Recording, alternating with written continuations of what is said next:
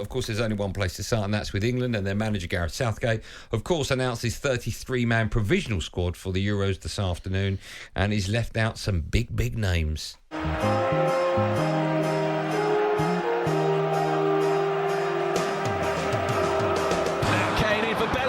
a chance! England score! Jordan Henderson out of nothing! Sterling to hammer it!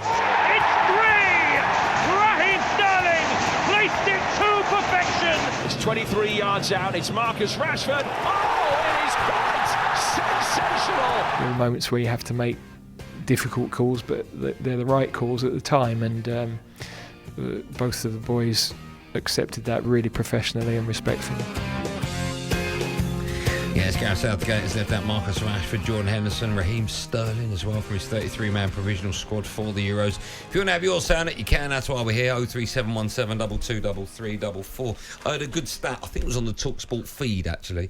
The last time England had a squad that didn't have Jordan Henderson, Kobe Manu hadn't been born yet. Wow.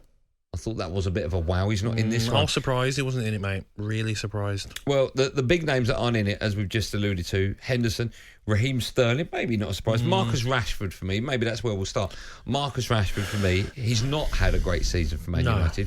But previous squads that Southgate has picked, he's always picked players he believes in and more importantly trusts. And I assumed he was top of one of those, if not both of those lists, but he's not made the squad. Why do you think that is? Is it form or is it something else? I think first of all, the competition. You know, if you look at the forward list, I mean, I don't know where he's going to get rid of 7 players and maybe 2 out of that forward list. All the best, Gareth. But it's his form this season hasn't been top, has it? But I would have still took him, mate. You've got 26 players. Maybe not 23, but 26. You've got a player who, when he's on it, mate, he's electric. He'll be our quickest forward. Definitely Gordon's quick, Watkins is quick, but Rashford's got that real quickness. Do you know what I mean? You can still... we're not talking about a player who's lost it overnight, who can't finish chances. Do you know what I mean? Like, yes, he had a poor season, but the experience of being at previous tournaments, and he's got that X factor when he's on it. People will come on here now and say, when's he going to be on it? He's not been on it all season. I get that, but Gareth Southgate has picked a lot of players who haven't been on it for their clubs and still play for their country. Man United have not had a good season. Is it very difficult for a player to have a good season when his team aren't having a good one? I can't stick up for him too much because, yes, his team has been not performing. You know, there's been problems at Manchester United, but sometimes this season when you watch him, he's not happy. You know, he's not celebrating with fans. He doesn't seem like he's enjoying his football. So he's got to look at himself a bit as well. You know, yes, maybe it might be a negative environment at Manchester United, but put that to the side. When he's on it, around that England environment, do you know what I mean? I think you see the best of Marcus Rashford. So 26 players to not have him. Why if you're playing against France and you want to be playing on a counter-attack? Frightening. And you know, you're a Manchester United fan, like what talent the lad's got. I just don't understand why you didn't put him in there. Okay. We'll talk about that in more detail. Obviously, whenever we talk about any subject here connected to England, you can have your say. 03717 223344. Marcus Rashford, Raheem Sterling, Jordan Henderson, Eric Dyer, you can throw in there. Part of an established squad with experience. Over 50% of this England squad that is named have 10 caps or less. 17 players. Is that a worry?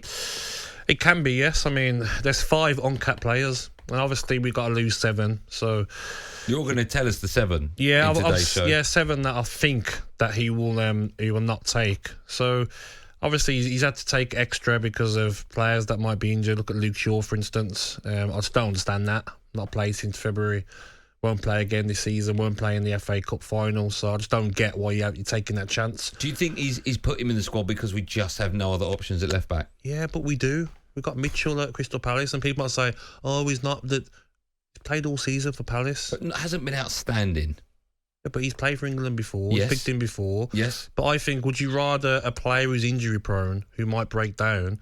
I mean, Luke Shaw, when he's fit and firing, definitely our best left back. But in a tournament, Andy, you want like players that aren't injury prone. Do you want to risk it? There's a reason why Callum Wilson won't be picked. You know, we've seen it in the past. Players that are likely to get there and pick and knock and get into their tournament won't go. So, why is Reece James not in it?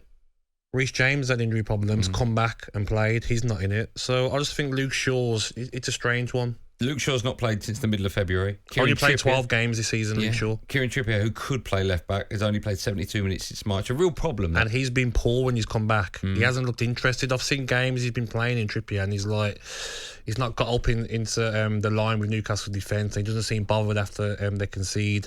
Not himself. So he's a worry. But it's only that position that's the worry, right? When you look at the England team, the front six, I wouldn't say picks itself, because we don't know who's going to be the third in midfield.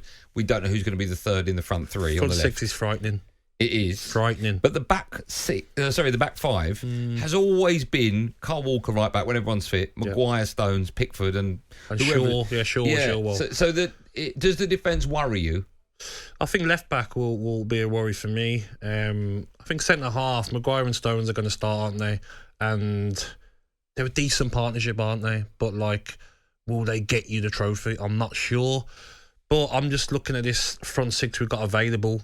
Everyone knows who they want to play in that front six. I don't think Southgate will play exactly how we want him to play. Well, it's the two of the six we don't know, right? Yeah. We know that it's Saka and Kane. We know that it's Bellingham and Rice. It's the other two. Yes. Foden should be in. But I can 100% say he will play Conor Gallagher.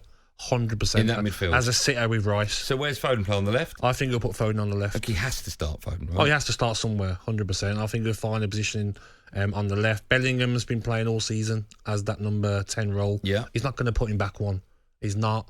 I think he should, but he won't. He'll keep him in that position. And with that front six, mate, we should be winning the tournament. Yes, left back's a worry. Left back's a worry, of course, but you've got Joe Gomez can come in and do a decent job at left back. Trippier.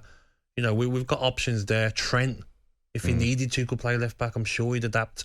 So we've got the players there. Konsa, I know he might be a bit biased because he's Aston Villa, but he's been outstanding this season at centre back and right back. He can play centre back if needed. That extra pace in there as well, and he's very good on the ball. So maybe when you look at it, you're a bit like defensively, but I think we've got enough. I don't see Lewis Dunk going. No. I really don't. But I was going to ask you, have you got your 7 that aren't making it? Yeah, so... Or is it 6 because you don't think Luke Shaw will? So I don't think Luke Shaw will, so I'm going to go Shaw. Shaw doesn't go because of his injury. Yeah. Trafford definitely doesn't go. Yeah. I don't think Kwanzaa goes, uncapped. Curtis Jones doesn't go, he's uncapped. Lewis Dunk, I don't think he's at that level, to be honest.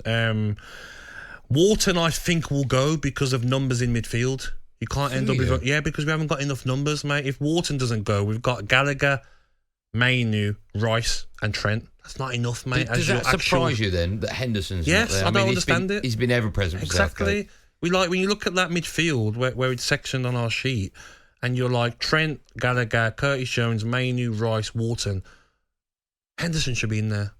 Someone that can come on 15, 20 and just be like... Do you know what I mean? That experience, dictate, all everyone about, make sure he's all settled in there, keep the ball, he can get about still as well. We've seen at Ajax, he can still play at that level. Strange for me. So, Wharton, I think, might go, mate. So, I think there's going to be 2 left out of that front list, and it's scary. You're looking at Bellingham, Bowen, Eze, Foden, Grealish, Gordon, Kane, Maddison, Palmer, Saka, Tony Watkins. He can't take all of them. No.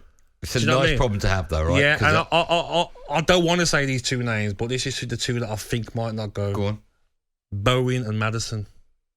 Okay. And it's harsh because Bowen has been outstanding this season. Yeah. Against Belgium, he was one of the best players on the pitch.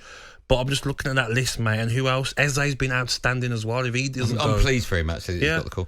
talkSPORT Drive. Super opinionated sporting debate. Monday to Friday afternoon from 4 on AM, on DAB, via the talkSPORT app and on your smart speaker. talkSPORT.